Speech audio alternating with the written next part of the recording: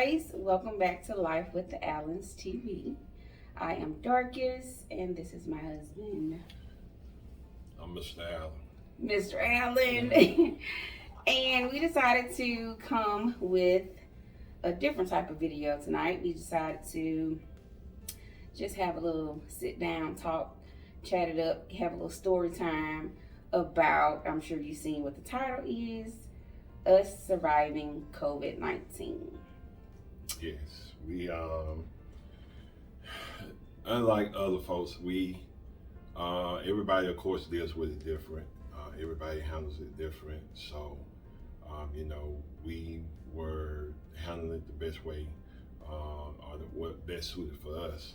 So we made decisions on what to do and what not to do, as far as leading up to when it came to our house. So yes. So I'll start it off.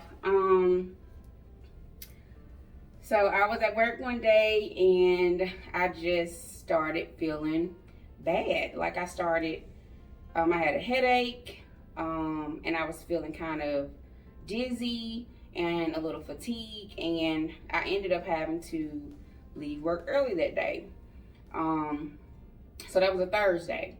So I'm thinking, okay, I'm just feeling bad. I never thought it was COVID. For some reason, I just never, assumed that I had COVID. And I think, hindsight, the reason why is because I had been so cautious. I cleaned, I wore my mask, I didn't go around people, social distance, all of the protocols basically. So that's why it never crossed my mind. But I went home thinking that I would just relax, take some medicine, and be back to work for Friday. So through the night, it got worse. So the next day, I had to call into work. I could not go to work. So, like, a lot of things I kind of don't recall because I was feeling bad and I was just so weak that all I wanted to do was lay in the bed and sleep. So, I mean, what do you recall that Friday? So I got the phone call from her when she was at work, letting me know that she, of course, had, was feeling kind of bad, feeling kind of weak.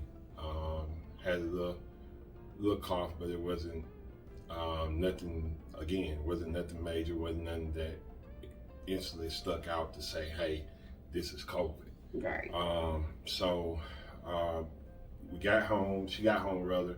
And we kind of, self-diagnosed what it could be, as like so many other people may have done, leading up to when they actually found out. And so we, like I said, we took precautions. We did what we needed to do as far as took medication, made sure we drank plenty of fluids. Right. And that following day, that next day, that Friday. It was a Friday. So that Friday came and she just was not feeling it. So I was feeling horrible.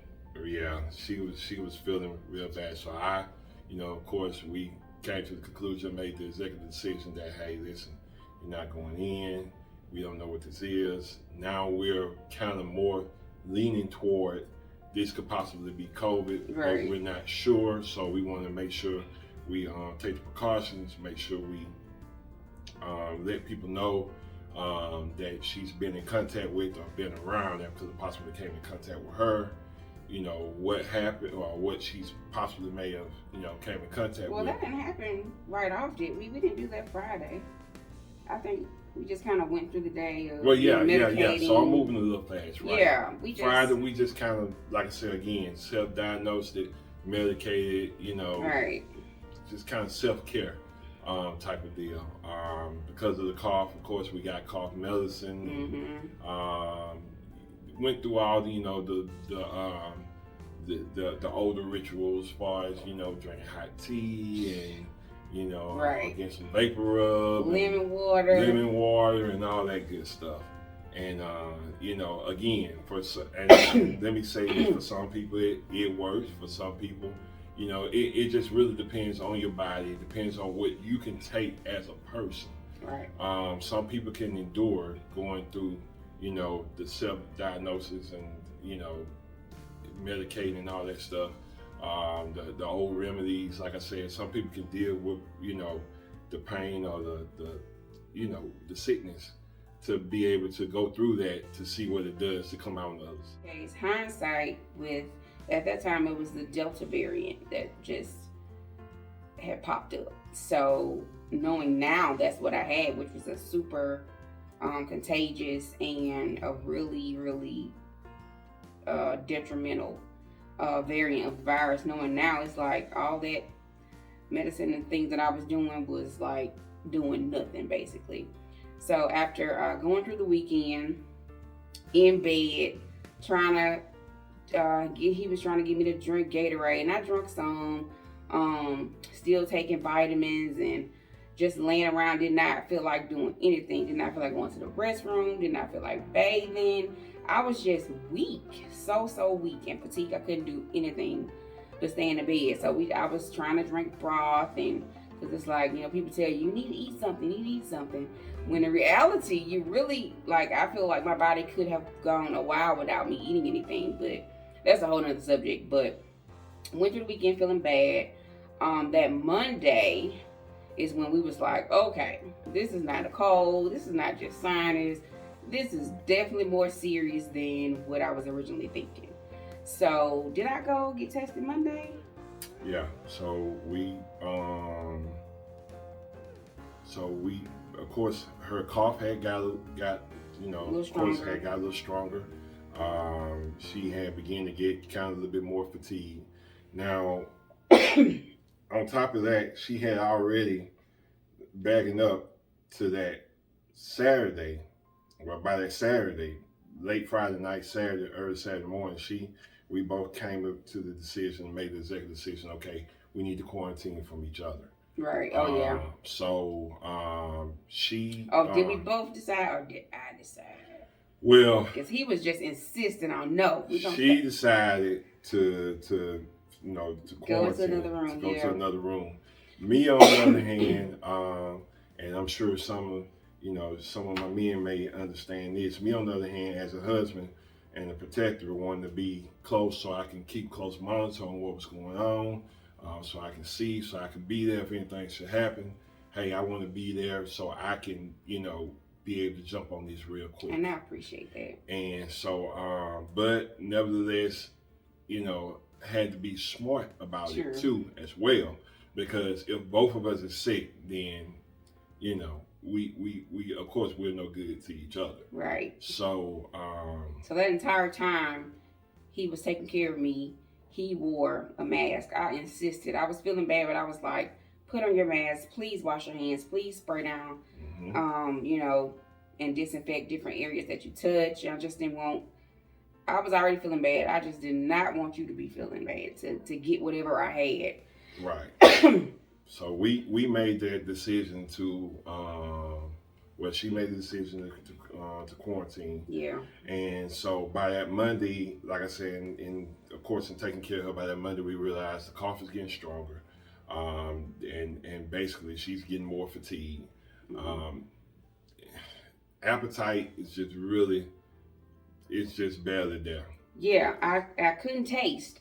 That's when I was like, oh goodness, because I couldn't taste, I couldn't smell, I had no appetite. So that's what made me, really before I even went to get tested, I was like, okay, I have really all the symptoms that, they say that you get. So that Monday, we ended up going to get tested, and at that testing site, I think I had to wait, about 45 minutes before I was even able to get seen. But I went into the testing site. It was like the results came back so quick that I had tested positive for COVID. So I walked out of that doctor's office like the world was about to end, because it's like, over the last year or more, I've heard and seen how many people have lost their life, how many people have just, gone through it with having the virus. So I'm like, oh my goodness, I have this deadly virus inside of my body. So of course they told us, you had to quarantine was it 14 days or? Yeah, they said 14 days. 14 days. Everybody in your household needs to quarantine for 14 days. So after that, what do we do? After that, we came, after we left the doctor's office, of course, we came home because that's all they wanted her to do was quarantine. So we came home, and I, me being the person I am, being a thinker, always brainstorming, troubleshooting, I decided to give her primary doctor a call, and we gave the primary doctor a call, explained to her nurse what was going on, to the office what was going on. They in return prescribed her some cough medicine and some medication for her to take just to treat the foundation symptoms of what was going on. Right. So we was of course doing that, and in doing that, we did that for about a couple of days. Yeah, we did a couple of days of medication, and the symptoms just were not, it just wasn't letting up. Matter of fact, it seemed as if it was getting worse. Right. It seemed like after the test, like it hit me like a ton of bricks. Mm-hmm. It was like all the symptoms were amplified. Right. So I think we went through. Did we go through the rest of that week? Well, halfway through the week. So backing up to that Monday, Mm-hmm. Like she said, things just seemed like they just got amplified. They just got worse. Things just wasn't. And so at that point, I believe for her, it began to have more of a mental effect. Definitely. Just as bad as the actual effect of it, as far as what it was doing to her body. Definitely. So I began to automatically, think about what was going on, and in the conversations me and her were having. And so we just decided to, first of all, we just decided to stop. We decided to pray and ask God for guidance, ask Him for wisdom, along with protection and covering over what we were experiencing, because that, I feel, is the outside of the vaccine and all of that. That is what gives you the push and the willpower to keep going through what you're going through. Yeah. I have to say, like, before we had that prayer that night, like, being a believer, being filled with the Holy Spirit, I still was weary. I can't lie. Like, I can't lie. Like, I know God is a healer. I know, who He is, but I still had that moment where I was like, oh my goodness. And I wanted to be transparent about that, because, even the strong get weak sometimes. Yes. And I feel like that was a moment where it was like, okay, this is like, you have to start decreeing, you have to start speaking over your life, because at that point, it was as if like I was giving up. It was like I had got super weak, and I was like, this is like, this no way to live. This is horrible. And so I pulled some strength from somewhere, and I was laying in that bed weak, and I just began to declare over my life that I was going to live and not die, that I was going to get through this situation. And I think, after that made me feel a whole lot better. But even that day, I mean, of course, I still was having the symptoms and things like that. I can't remember what night or what day it got really bad. I think by Tuesday night, actually. Tuesday or Wednesday night. Okay. It had got bad. Wednesday night was when it was. It had got bad. My oxygen was dropping. Yeah. And I was coughing so bad. My heart rate was elevated. And I only knew about these things because I have a good friend of mine, my nurse friend. She was so pivotal in this situation. And my mother-in-law, she's a nurse. Like, they were so pivotal in helping me know, like, the knowledge of checking your oxygen, checking your heart rate. If your oxygen goes below, a certain point, below 90, you need to, be on alert about that. So I believe that night I was just coughing so bad, and my oxygen hadn't got low, and my breathing had got bad, and I was like so nervous because I didn't want to go to the hospital. I knew COVID had peaked really high at that point. Yeah. And I knew the hospitals were going to be packed. And I've never been to the hospital before. So that was the fear of mine, going to the hospital. But that night you put me in the car and you was like, come on, we got to go. Yeah, so we her breathing had got, like I said, had got kind of hard to do, hard to deal with. And I knew, that, hey, we need to do something. So of course we went and got everything checked out as far as her oxygen level, got that checked, got everything checked out, made some phone calls. And so on the way back, leaving from my mom's job, getting everything checked, I just had to make up my mind at this point, okay, I'm not going to chance this going back to the house and trying to continue to self-medicate and, do all those things. I said, no, we're not going to do that. We're going to the hospital. Now, I had to keep in mind that, again, like she said, never been to the hospital before, never been in the hospital before. Only to visit people. There's a strong possibility that in her condition, in her situation, that she may be admitted. So, still though, going in believing that, everything was going to, work in our favor. So when we got to the hospital, of course, we pulled up, people everywhere. It was so packed. It was packed. It was like a movie. I couldn't believe it. It was packed. Matter of fact, I believe you took footage of it, right? Yeah, I did. I recorded a little piece because I just couldn't believe how many people was outside of the hospital. It was like ambulances was pulling in back to back. I was like, is this real? Or am I fading because I can't only breathe? But it was real. It was a lot of people in there. So I went in, talked to the young lady at the counter. Of course, she told me, hey, it's going to be a 5.5 hour wait, and, you can bring her in. And, she just went through procedure, of course, of doing her job, doing, what she was trying to do for that time of what was going on. Right. And, but in getting her in there, and me and the lady at the desk kind of went back and forth with each other about it. I was persistent and insisting on having them check her out. So when they checked her oxygen level, and seeing how low it was. My oxygen had dropped to 88. Yeah. So that was pretty severe. Yeah, it dropped down to 88, and then I think at one point it had dropped a little lower than that. Even lower, yeah.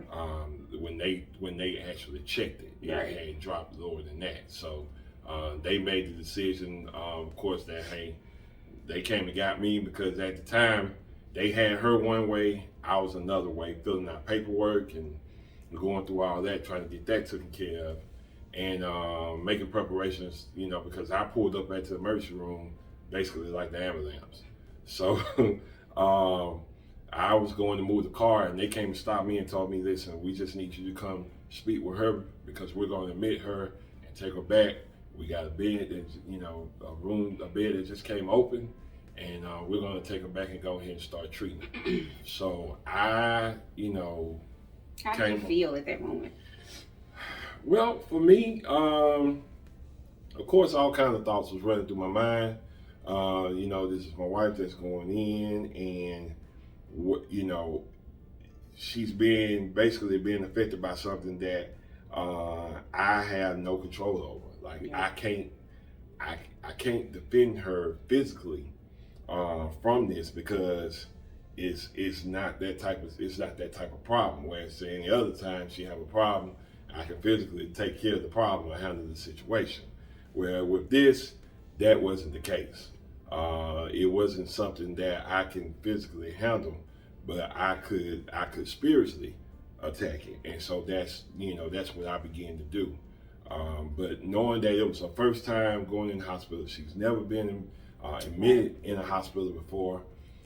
My thing was wanting to be there for her. But of course, you were definitely there. Well, thank you.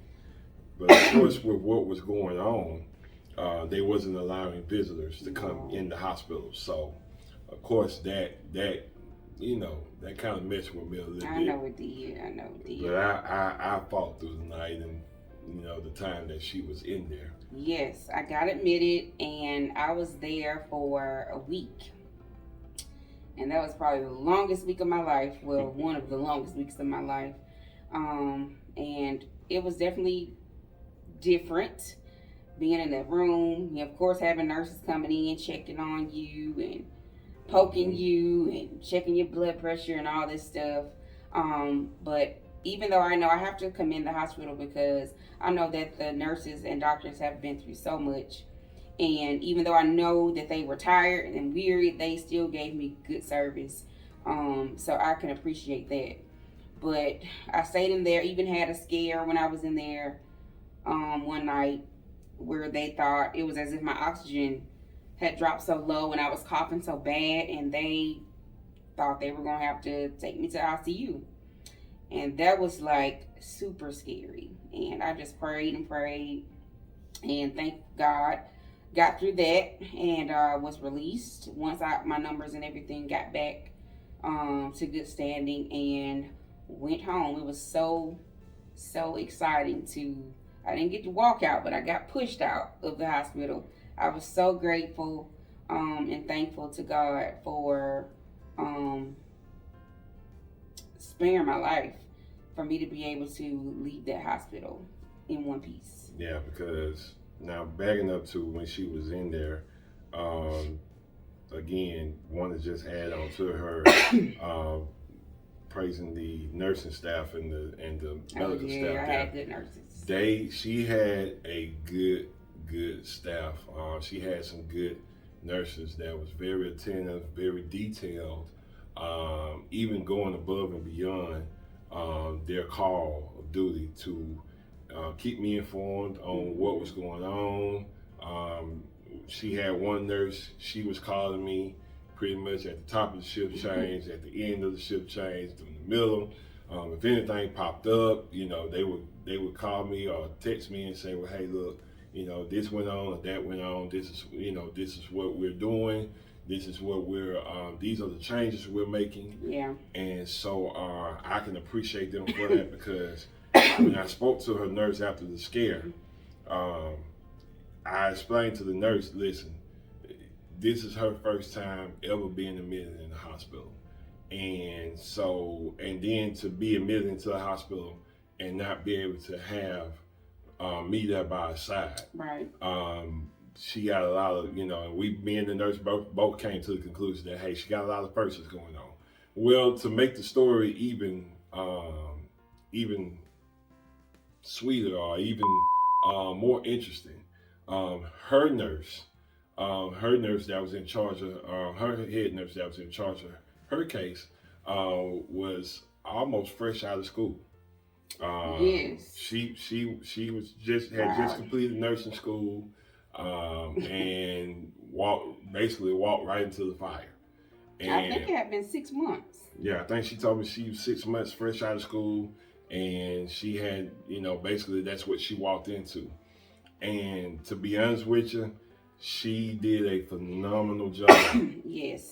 She and again, my prayer was with her being up in there, everybody that stepped foot through her door, everybody that walked up in there, let them have a mind and a heart to care for her as if they were one of their own. And so I believe that she got that type of attention, got that type of care, because when they were insisting on taking her to ICU, her nurse fought for her not to be taken, because she just said it just wasn't sitting right with her. She felt that if she went to ICU, of course, she would either still be up in there or either not been sitting here and us doing this interview today. So we're grateful for that nurse at the hospital. For advocating, yes. For advocating, because like I said, that was what we prayed for. So, and again, she got well. They did their best. They took care of her. Of course, I made sure she had, every and anything and whatever she needed, even if she thought she needed. I made sure it got up there to the point that when she finally got a chance to talk to me, when she did talk to me, got a chance to talk to me about that, she was like, "What did you send up here? The house?" Right. I So, appreciate it though, even though I didn't use all this stuff, but I appreciate it. yeah, It so came in handy. it was, you know, to be honest with you, this whole situation was, of course, an eye opener. It was something that, like I said, we didn't plan. Of course, you don't plan for nothing like this to happen, although you do somewhat pre-plan or partially. I guess you could say you kind of do partially plan for, okay, if this happened, what do we need to do? How do we need to handle it? But in our situation, in this situation, it came so quick and it was happening so rapidly Right. that we was just rolling with it. And in the process of rolling with it, trusting God. So, and like I said, there was a point where I even had a little breakdown because when she had her first scare, again, I'm talking to my men on this one. Something like that. You hear your wife is in distress. You hear she's in pain and going through something. Right. You want to be there to comfort, to protect, to encourage, whatever it is you need to do. And so when that happened and me not being able to be there, that really just kind of cut kind of deep. Yeah. But I'm grateful for, like I said again, the nursing staff there, the medical team there, and also I'm grateful for our team. Yes. As far as family and friends. Oh my goodness. We had a overflow and a great outpour of friends and family that chipped in and helped and called and checked, and our pastor and his wife, they called and checked on us. Our church family made sure that we were good, and so we're very, very appreciative and grateful for that. It's definitely good to have a support system, spiritually and naturally, Yes. when going through, that situation or any situation in life. I definitely appreciate everybody who chipped in and did what you did, whether it be prayer, monetarily, dropping things off at the house. It is gratefully appreciated. You know who you are. I won't call names. I just really appreciate you. Yeah, but I will say somebody out there owes me some food. Don't call no names. I ain't gonna call no names. Yeah. Oh man, we got food and soup dropped off. It was even though I didn't have a appetite, but it helped me once I start getting my appetite back. And even now, some of the after effects of having COVID is this cough. My cough is just getting where I can hold a full conversation without just coughing hysterically. A couple of weeks ago, I couldn't have a conversation like this. I was just coughing, and the more I talked, the more I coughed. So I'm grateful for that to have dissipated more. I tried everything in the book, every medicine, every home remedy, and it's just it's just a lingering side effect. It had to kind of go away on its own. So I'm so grateful for that. I got my taste back, got my smell back, even though my smell and my taste, it kind of goes in and out sometimes, but it's back. I'm just grateful to be able to still taste and to be able to smell things, because I've heard of different people who has gone 6 months, a year without being able to taste or smell. So I'm just grateful. I'm just so grateful overall, just to be able to tell my story, to be able to hopefully give somebody some insight, help and encourage somebody else who've had to go through it. And I would say if you have any questions, or if you've experienced COVID-19 yourself, I want you to leave down in the comments or send us an email if you have any questions that you would like us to address in a further video. But this is our story. I survived COVID-19. Thank God my husband did not contract it. And he took great care of me. This man loves me. Not that I didn't know before, but even more so now. I know that he really cares for me because he took care of me. You took care of me like the best. So I appreciate it, babe. Well, hey, you did it for me, so I mean, that's what it's about. That's what we had people on our side, fighting for us spiritually and naturally. Yes. And I'll say this, something that I experienced, because you go through it, it happens times where people a lot of times are focused on the person that's experiencing it or going through it. But I was actually grateful for the people that actually called and said, well, hey, listen, we know everybody's been calling and checking on her, and we've been calling and checking on her, but okay, we just want to know, how are you doing? Yes. As being the first line of support to her, we want to know, how are you doing? Because that plays an effect on how that person, recovers as well. That's true. If it's a husband and wife, or boyfriend, girlfriend, or whatever the case may be, we could not have done this without, first of all, the help of God, and then secondly, the help of like I said, family and friends and our church family to help us get through this. So we're very much appreciative of that. Yeah, amen.